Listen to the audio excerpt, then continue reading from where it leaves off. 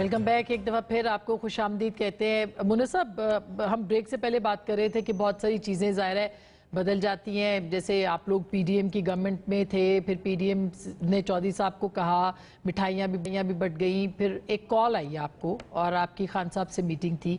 ये सवाल आपसे बहुत बार पूछा गया होगा, लेकिन जाहिर है कि एक वक्त होता है। क्या आप बताएंगे लोगों को कि क्यों आपने फैसला वो बदला था, क्यों आप अचानक पीडीएम को छोड़ के इमरान खान साहब की तरफ आ गए, और वो कॉल किसकी थी?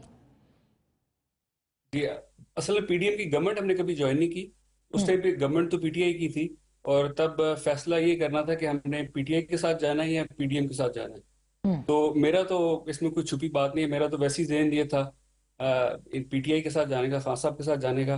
और घर में काफ़ी बहस होती थी कि कौन सा बेहतर है कौन नहीं। और शुरू से जिस तरह मुझे बताया गया शुजात साहब और वालिद साहब की तरफ से कि शरीफों ने हमें कब कब किस किस टाइम धोखा दिया है, तो हम्म। वो मेरे जहन में ये चीज़ें थी। और वैसे भी खान साहब के साथ कुछ देर काम करके देखा था, तो मुझे तो टू बी ऑनेस्ट बिल्कुल फ़र्क मैंने पाया, जो सुना हुआ था और जो पहले एक्सपीरियंस से टोटली फ़र्क पाया।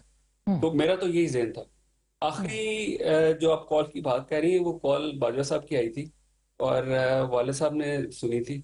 और वालिद साहब ने उनको बताया था कि जी हमारे पास दोनों ऑफर्स आ गई हैं, पीटीआई की भी है और पीडीएम की भी है, हम्म। तो हम किसके साथ जाएं।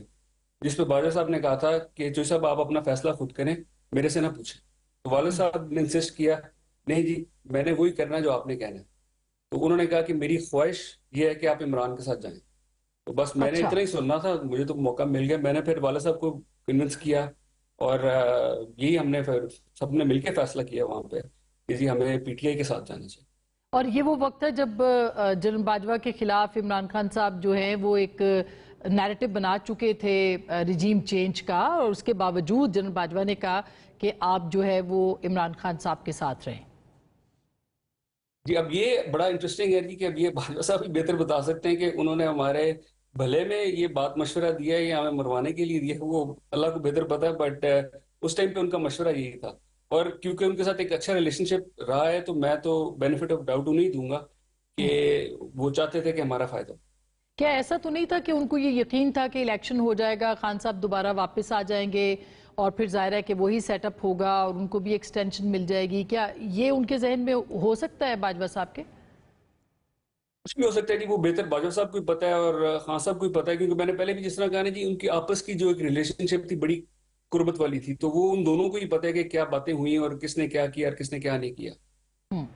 अच्छा, ये भी बताइए चौधरी साहब कि अभी भी जब चौधरी परवेज इलाही साहब की रिहाई हुई है तो बहुत से लोगों ने कहा है कि ये भी कोई डील का नतीजा थी, वरना उनकी और 9 मई के वाकयात के हवाले से भी उनकी गिरफ्तारी नहीं थी, एंटी करप्शन पे उनकी गिरफ्तारियां थी।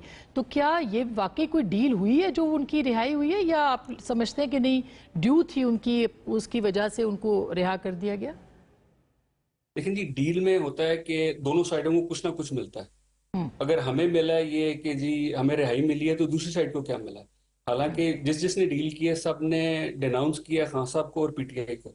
हम्म। तो ना वालिद साहब ने पीटीआई छोड़ी है, ना उन्होंने खान साहब के खिलाफ कोई बात की है, और उन्होंने हमेशा निकलते साथ भी उन्होंने ये बयान दिया है कि मैं खान साहब के साथ हूँ। तो हम्म। वो डील वाली बात तो नहीं। हमें तो जो रिलीफ मिला है वो अदालत की तरफ से मिला है। आपने देखा ही है कि पहले भी रिलीफ मिला था और अदालत ने हुक्म दिया था कि आप पुलिस को कि आप इनको घर छोड़ के आएं, और रास्ते में से उठा के ले गए थे।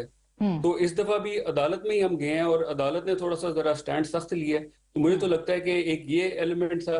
दूसरा ये था कि वालिद साहब की उनकी तबीयत और उनकी एज का फैक्टर है, तो हम्म। शायद उसकी वजह से भी थोड़ा सा बेनिफिट हुआ है कि उनको फिर घर जाने दिया गया अच्छा मुन्ना साहब, ये बेल के बाद। बताइएगा कि आपकी गवर्नमेंट थी और परवेज इलाही साहब असेंबली नहीं तोड़ना चाहते थे, वो किसका फैसला था? क्या उसमें भी जनरल बाजवा शरीक थे, जो आप लोगों को पंजाब असेंबली और खैबर पख्तूनख्वा तोड़नी पड़ी, और खास करके पंजाब असेंबली तोड़नी पड़ी क्योंकि चौधरी साहब रेजिस्ट कर रहे थे उसको? नहीं, बाजवा साहब का उसमें कोई रोल नहीं था। हमारी जब खान साहब के साथ हमने ज्वाइन किया था इनको, तो हमारी कमिटमेंट यही हुई थी कि जिस दिन खान साहब कहेंगे उस दिन हम असेंबली तोड़ देंगे, और ये चीज़ सारों को पता थी। और एग्जैक्टली जो हमारी कमिटमेंट थी वही हमने पूरी की।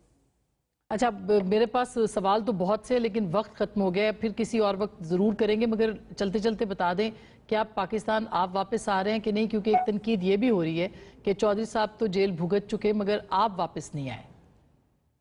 मैं तो जी शुरू में ही आने के लिए तैयार था, और मैं कल भी आ जाता हूँ अगर मुझे कुछ सिर्फ इतनी गारंटी मिल जाए कि मुझे ये विजिबल रखेंगे।